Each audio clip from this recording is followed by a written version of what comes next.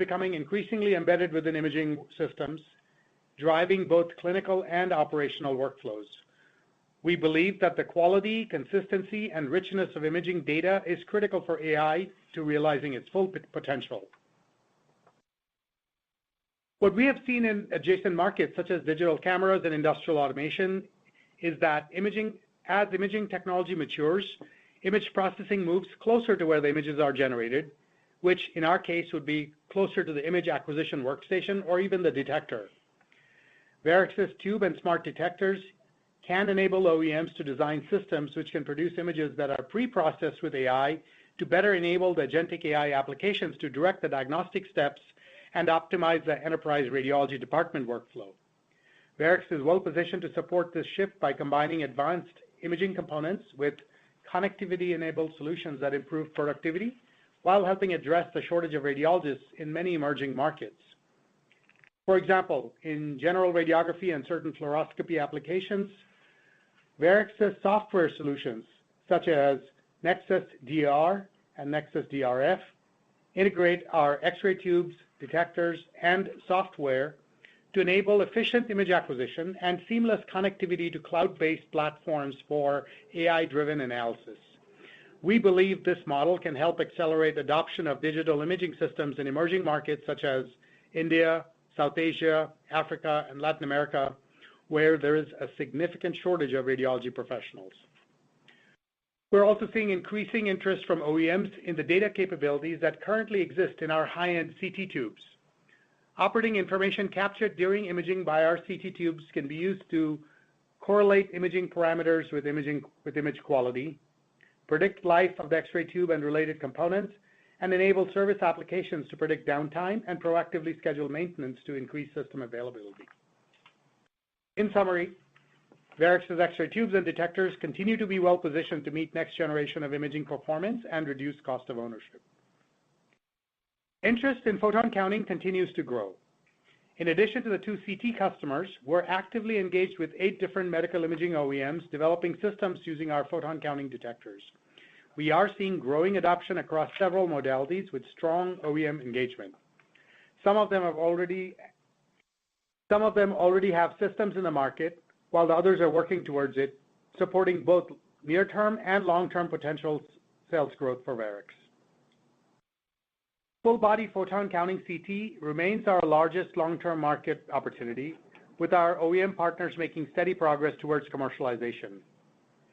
At RSNA and ECR, we showcase the value of our integrated solutions, combining tubes, detectors, power generators, and image processing software designed to work seamlessly together to enhance performance while lowering total cost of ownership. Overall, the trends that we saw at RSNA and ECR reinforce our view that the future of imaging will demand technologies that deliver higher performance, enable deeper clinical value, and reduce cost of ownership. With a foundation of a stronger capital structure, growing pipeline of OEM engagements, and increasing adoption of our advanced imaging technologies, Varex is well positioned to deliver a more consistent and higher quality growth over time. With that, let me hand over the call to Sam. Thanks, Sunny, and hello, everyone. Turning to results for the second quarter, stepping back, demand across both the medical and industrial segments was solid, reflecting continued customer investment in our technologies. Revenues of $216 million were within our guidance range. Non-GAAP gross margin of 34% was at the high end of the guidance, and non-GAAP EPS of 21 cents was in line with expectations. Now turning to revenue details. Compared to the same period in fiscal 2025, total revenues increased 1%, driven by a 2% increase in medical revenue as CT sales remained strong in the quarter. Industrial revenue increased 1% with solid performance in cargo security systems and continued momentum in photon counting. Medical revenues were $156 million and industrial revenues were $60 million, representing 72% and 28% of total revenues, respectively. Now analyzing regional performance. Americas grew 13%, driven by the strength in CT and our industrial segment. EMEA declined 16%, and APAC increased 8% year-over-year. Sales volume to China held steady, contributing 15% of total revenues, underscoring the continued resilience of our healthcare market position there. Let me now cover our results on a GAAP basis. Second quarter gross margin was 34%, down 240 basis points year-over-year. Operating expenses were $58 million, up $4 million year-over-year. We reported operating income of $14 million, net loss of $8 million, and GAAP EPS loss of 19 cents per diluted share based on fully diluted 42 million shares. Now moving on to non-GAAP results for the quarter. Gross margin in Q2 was 34% at the high end of our expectations, driven by favorable product sales mix. Gross margins were down 240 basis points year-over-year, primarily driven by higher costs incurred during the quarter compared to last year. R&D spending was $22 million, in line with Q2 '25 and representing 10% of revenues. SG&A expense was $32 million, up $2 million from Q2 of 2025 and representing 15% of revenues. The primary driver of the increase in SG&A was related to continued investments in our growth initiatives. Operating expenses totaled $54 million, an increase of $3 million year-over-year, and represented 25% of total revenues. Operating income was $19 million, a decrease of $7 million year-over-year, and operating margin was 9% of revenue compared to 12% in Q2 '25. In our other income and expense line, we recorded a non-cash charge of $1.8 million due to a drop in share price related to our equity investment in publicly traded VREX shares. Tax expense was $419,000, down $2 million year-over-year. Q2 tax rate of 5% was low due to discrete items as well as reduced tax rate expectations of 20% for the full fiscal year 2026. Net earnings were $9 million, or 21 cents per diluted share, compared to 31 cents in the year-ago quarter. Average diluted shares for the quarter on a non-GAAP basis were 42 million. Now turning to the balance sheet. Accounts receivable increased by $2 million and days sales outstanding decreased by 2 days to 62 days. Inventory increased $19 million to $347 million, and days of inventory increased by 6 days to 220 days. Accounts payable increased by $18 million due to timing of payments, and days payable increased 10 days to 61 days. Now moving to debt and cash flow information. Net cash outflow from operations was $2 million in the quarter. We ended the quarter with cash equivalents, and marketable securities of $88 million, down $37 million compared to the first quarter of 2026. The decrease in cash was primarily the result of our debt refinancing in March. As Sunny noted earlier, we are excited to have successfully closed the new credit agreement and redeemed our senior secured notes during the quarter, strengthening our balance sheet and improving our cost of capital. The reduced debt and lower interest rate will improve financial flexibility, support improved free cash flow generation, and enable continued investment in our core business while prioritizing long-term shareholder value creation. Gross debt outstanding at the end of the quarter was $351 million, and debt, net of $88 million of cash equivalents, and marketable securities, was $263 million. Adjusted EBITDA for the quarter was $27 million, or 12% of sales. Our trailing 12 months adjusted EBITDA was $118 million, and our net debt leverage ratio was approximately 2.2 times adjusted EBITDA on a trailing 12-month basis. Now moving on to the business outlook. Before providing guidance for the third quarter, I want to highlight that we are modifying our guidance practice to start providing an annual view. Also, please note that our current guidance excludes the effects from the IEEPA tariff refunds. For the second half of fiscal 2026, we expect revenue to be up approximately 3% compared to the same period of fiscal 2025. We expect revenue to benefit from continued strength in CT, momentum in industrial photon counting, and progress in implementation of cargo systems. As a result, we expect full fiscal year 2026 revenue to be in the range of $860 million to $880 million, and non-GAAP EPS to be in the range of 80 cents to $1. Going forward, our intention is to provide full year guidance. The other assumptions for the annual guidance are shown in the slide here. Guidance for the third quarter is as follows. Revenues are expected between $210 and $225 million. Non-GAAP earnings per diluted share are expected between 15 cents and 30 cents.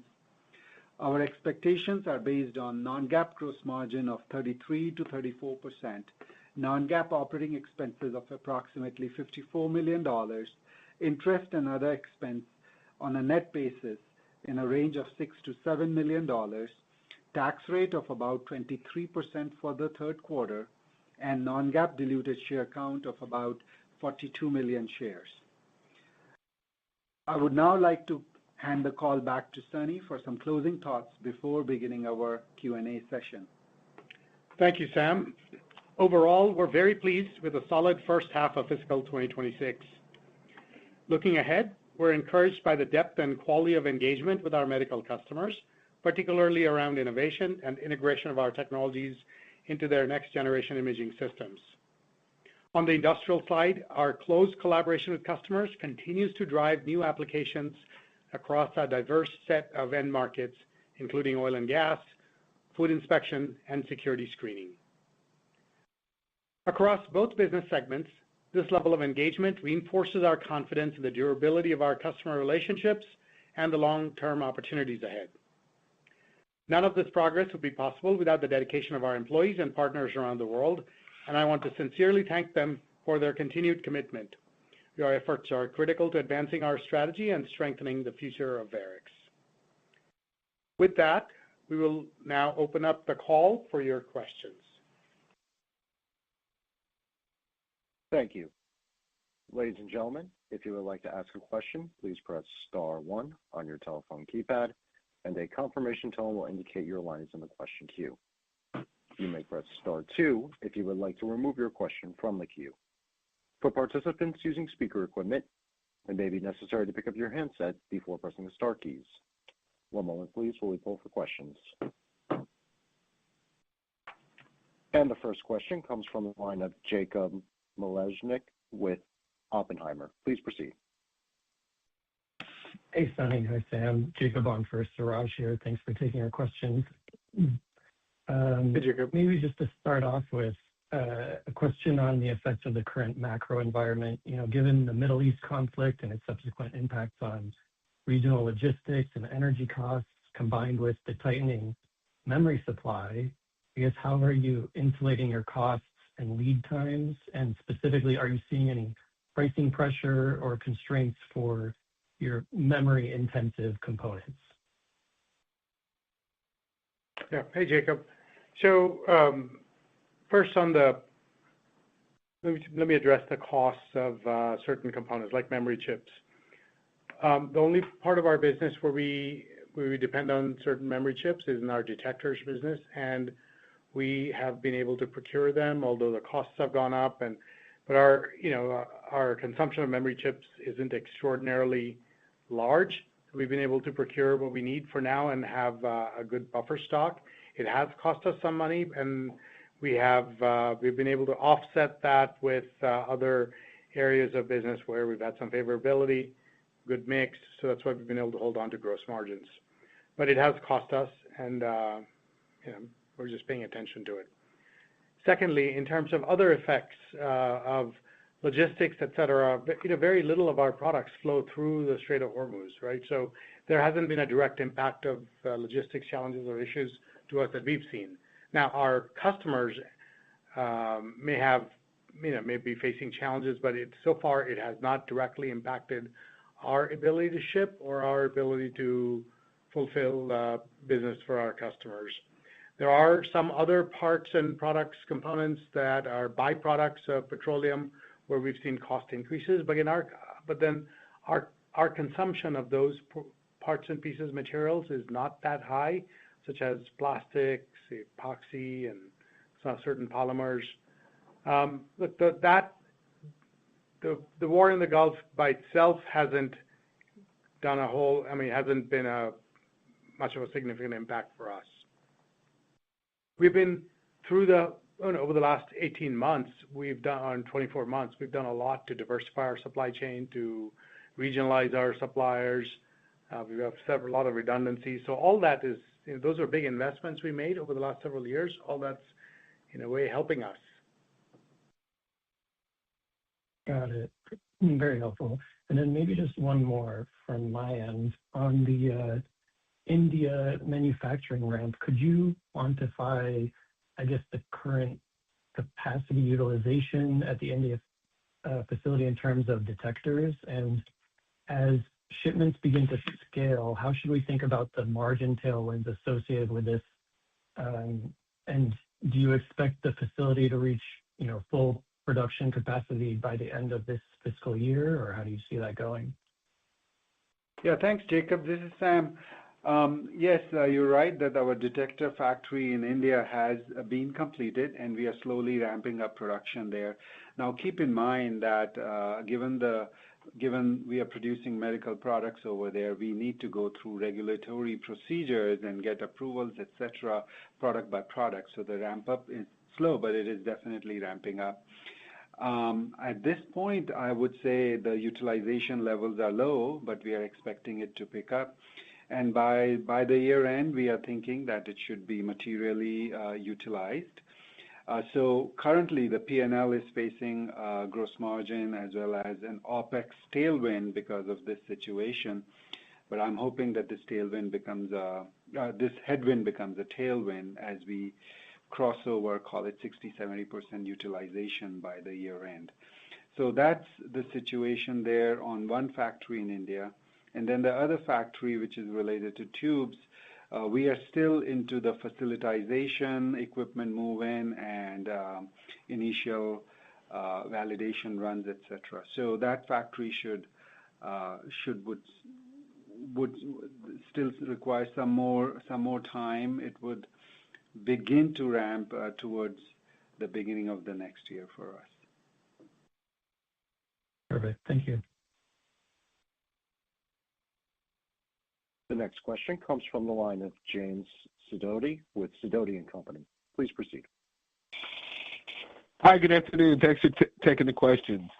Can you give us some color on can you just talk a little bit about what's going on with inventory levels and why they were up in the quarter? Yeah. Hi, James. Hi, Jim. This is Sam again.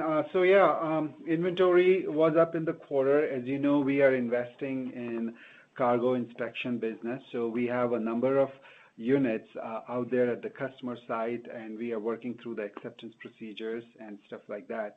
So that is causing some increase in our inventory. At the same time, we are slowly moving raw materials, etc., to India to enable the ramp up in India, particularly for detectors. So those are two reasons.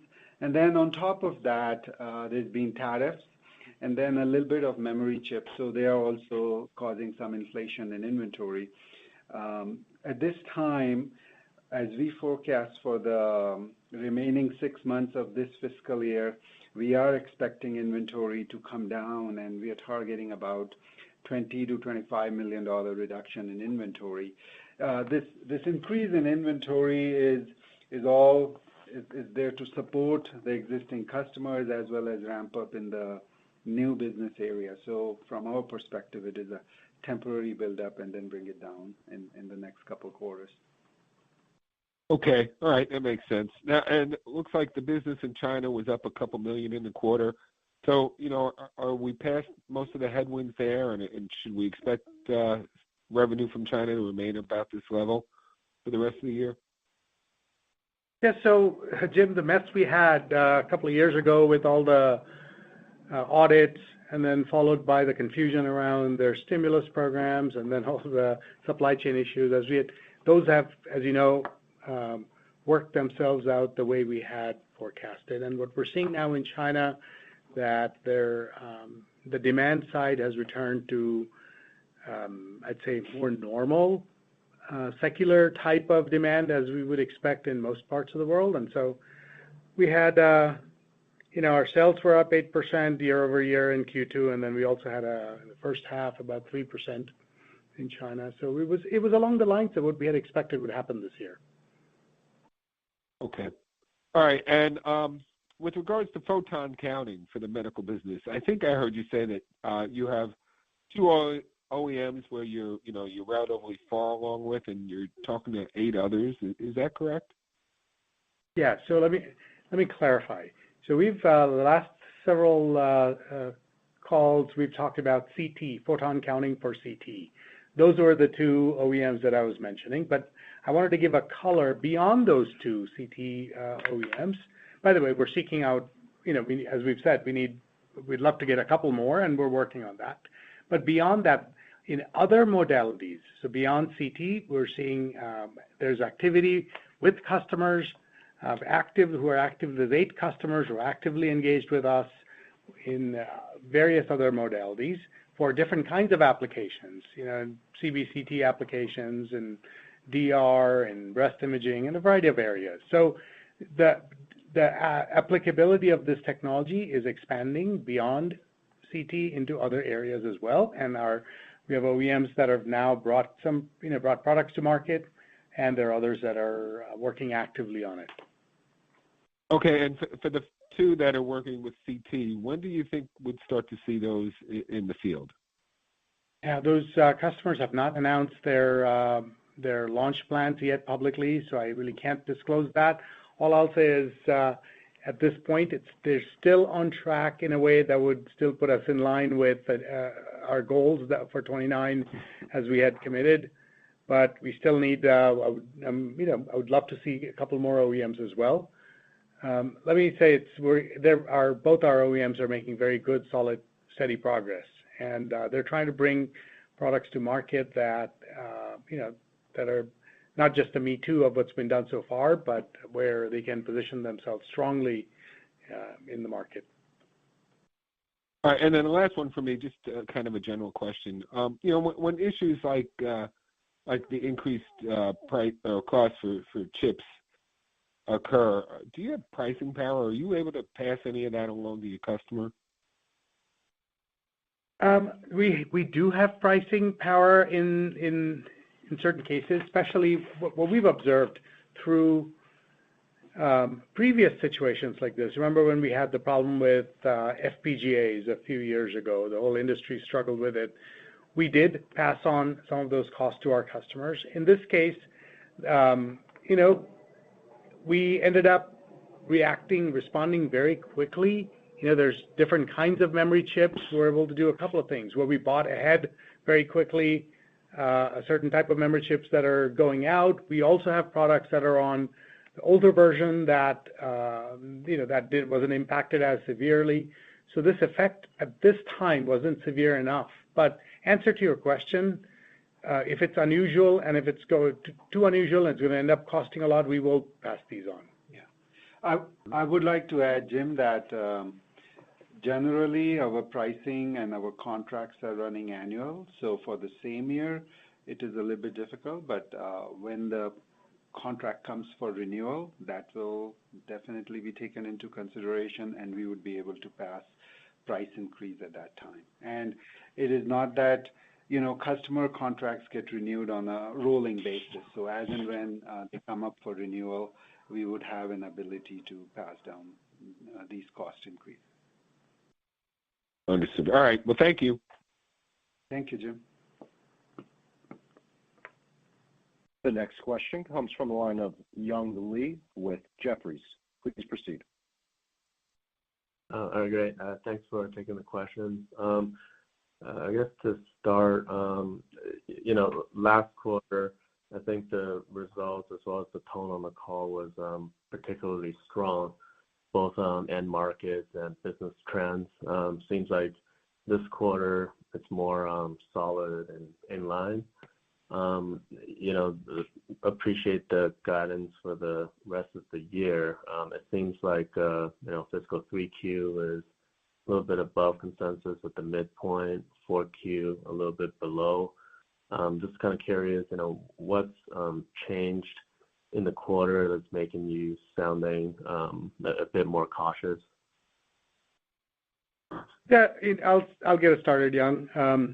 First of all, last quarter, remember before the last quarter, we were coming off of some pretty messy market dynamics. So from that perspective, we saw the transition, and I was very happy. We were optimistic, and we have not lost that optimism in that sense that the demand side is playing out just the way we had anticipated.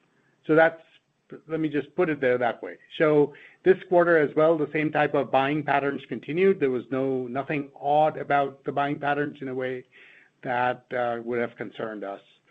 So if there's any cautiousness, it's about just the general environment. But as you might have noticed, the general environment and the political environment has not impacted the demand side to the extent that, we're not seeing that impact. So I still remain optimistic. I think we're just generally cautious about the environment, but we're not. And the effect of the environment is largely on costs and material availability, lead times, logistics, and not on the demand side of our products. All right, got it. That's helpful. I guess maybe on industrials as well as EMEA, those two segments kind of came in a little bit below expectations. Industrials, it does still sound like the inspection systems are doing pretty well. Does that sort of imply the base business is slowing a little bit? And then for EMEA, I think it's 28% of revs. It's probably the lowest in multiple years now. Maybe if you can expand on what's going on in that market a little bit more. Sure. So, Young, when it comes to EMEA, the reported numbers for EMEA as well as what you're saying about industrial, they are somewhat connected. One of our large customer for linear accelerators, they had gotten a fairly large order last year, and we were supplying linear accelerators for that customer, and this customer is based out of Europe. And so last year in 2025, we shipped pretty significantly, and we talked about that last year, if you would remember, and we said that we are looking forward to these linear accelerators getting out there in the field, installed, and then also post-installation service to resume in 18 months or so. So from that perspective, I would say that the industrial revenue for linear accelerators was fairly strong in 25. This year, the security inspection business, or we are selling security inspection full systems in that market, and we are doing very well there. We are getting adoption, we are getting customer traction, and so that is that transition. Overall, this business is somewhat lumpy. It just goes into, it comes and goes in steps. And as I said, last year was fairly strong for that. So that's what you are seeing, and they are somewhat connected. Now, overall industrial, I would say that this year also, in this quarter also, it grew. Overall industrial business grew, although not high single digits, but it did grow a couple percentage points year over year. I'm saying Q2 over Q2. But overall, once you aggregate it over multiple quarters or look at it from a annual to annual perspective, that business for us is growing pretty nicely in in high single digits, so to say, and we expect it to continue to do so. Okay, got it. Very helpful. I guess maybe one more just on the annual guidance that you guys are going to be providing going forward. I think back in fiscal 24, you guys did that for a year, and then you stopped. Now you're resuming again. What's sort of driving this decision? Do you have, a different process or a lot more visibility on an annual basis? If you can expand upon that decision, that'd be really helpful. Thank you. Yes. So, Young, it's been always our intention to provide annual guidance, and if you go back early on when Varex became public, we were providing annual guidance. And then COVID hit, and then supply chain crisis, and then you would remember in the healthcare sector, there were situations in the China market. So all of those factors were causing quite a bit of volatility in the business and inability to forecast. So that was one of the reasons that we had suspended providing annual guidance a couple of years ago, as you remember, as you rightly recalled. So since then, we've been working on improving our forecasting procedures. For example, we've been asking our customers to provide us longer duration forecasts, etc. So we've strengthened some of our procedures, and we are coming back to start to provide the annual guidance going forward. Young, the demand side is what our forecast is driven by the demand side. And the demand side is, with the supply chain crisis out of the way and all the stuff that we experienced in China out of the way, demand side is more stable than it has been in the last few years. I would say macro is somewhat challenging right now, but within that, healthcare seems to be in a little bit better place. And as we look at the overall macro with the healthcare positioning and the demand for our products, particularly in X-ray, we kind of feel the demand is stable and solid. And so we feel that we are in a position where we can go ahead and provide the guidance. All right, great. Very helpful. Thank you. The next question comes from the line of Larry Solow with CJS Securities. Please proceed. Great. Thanks. I guess just a couple follow-ups to the previous questions. I know, the growth you're assuming 3%, it was essentially the same as in the first half. And it looks like it was a little, low single digits, basically 1% medical, high single digits industrial. Obviously, a little bit of volatility quarterly, but roughly, is that kind of what you expect in the back half? It's about the same 3%, but do you expect that kind of that split, low single, high single, medical versus industrial, and similar growth year over year? So I'm just curious, has your concern on, have you become a little bit more concerned on top line? Obviously, we're all a little more concerned on just the world in general, but your macro specifically, has that changed at all?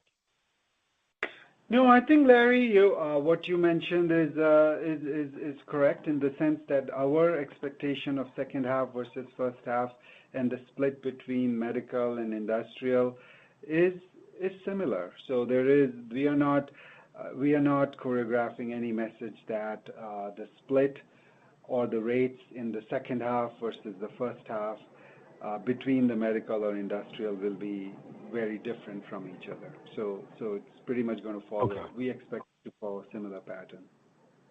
Okay. And you haven't lost your confidence. Maybe last quarter you did sound a little more pumped up, Sonny, when you spoke about some of your products, but it doesn't sound like you. Okay, no, that's fair. Just a couple questions on the quarter. The non-cash charge for the VREX shares movement, that's adjusted out in adjusted EPS, correct?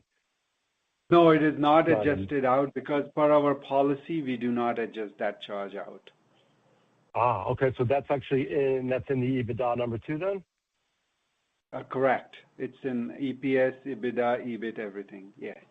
How much was that? $1.8 million, Larry, for this last quarter. Okay. So that's basically like a mark to market essentially on the price, right? That is essentially correct. What you're doing? Okay. That is correct. All right. Okay, so you don't adjust that. So that was a couple of cents EPS then, I imagine. It was almost $2 million EBITDA. It was more than a couple of cents, right? Actually, 4 cents. 4 Right, cents. okay, so that's a big deal. Okay. All right. Yeah. That's interesting. And then the OpEx was a little bit higher than you expected. It was 54. You had guided to 52. Anything in there in particular? Nothing in particular. Larry, we've talked about in the past that we are fully funding a number of our growth initiatives.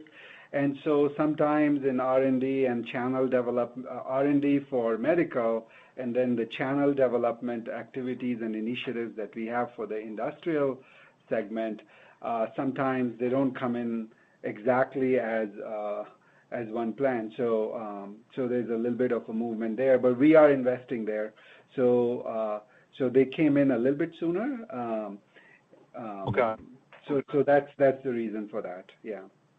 Okay. So you don't. I know you didn't give. I know you normally were giving margin guidance too, which you're not giving, I guess, anymore. Is that right? Or you didn't give it this quarter at least? No, I think you said Which margin guidance, Larry? gross For margin? Q3, did you give them for the Q3 guidance? Did you give OpEx guidance? Did I miss that? Yes, it is there on the slide, Larry. We did provide OpEx guidance. Okay. It was in the slides. I'm sorry. I just didn't have the slides up. That's my issue. Okay. So you're expecting that this is a little bit of an aberration, but you don't, over time, as revenue grows, even the next quarter, over the next several years, your OpEx, you showed some pretty good leverage there, right, on the SG&A line.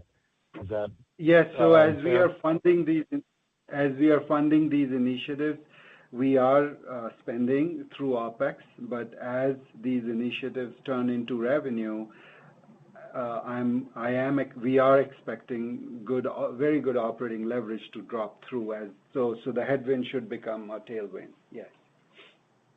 Can you just give us any update just on the cargo screening? I know you mentioned it briefly in your prepared remarks, and I don't think you're going to provide bookings anymore on a quarterly basis, but can you just give us an anecdotal update? It would be great.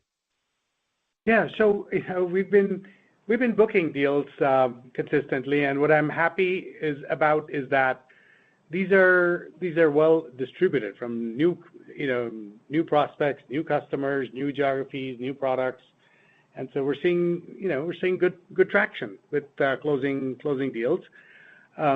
The pipeline is pretty hefty and it's big. We're continuing to see deals very, I'd say we feel very good about our visibility to deals. We had called into it, and this is a lumpy business and tender driven, so it's hard to give any kind of visibility to that, in forward looking. So we're not doing that. Mm-hmm. But I'm very happy with the progress we're making there. I'm very happy with the way the installations are going.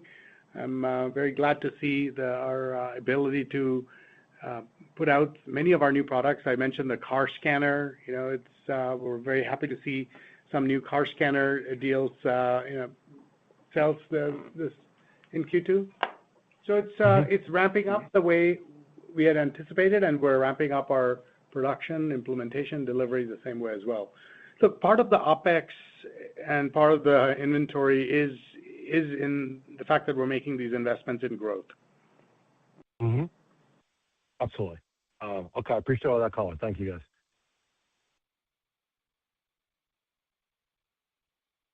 Thank you. Ladies and gentlemen, this concludes the question and answer session, and I'll hand the floor back over to Chris Belfiore for closing remarks. Thank you for your questions and participating in our earnings conference call today. The webcast and supplemental slide presentation will be archived on our website. A replay of the quarterly conference call will be available through May 21st. Thank you and goodbye. Thank you. This concludes today's conference. You may disconnect your lines at this time, and we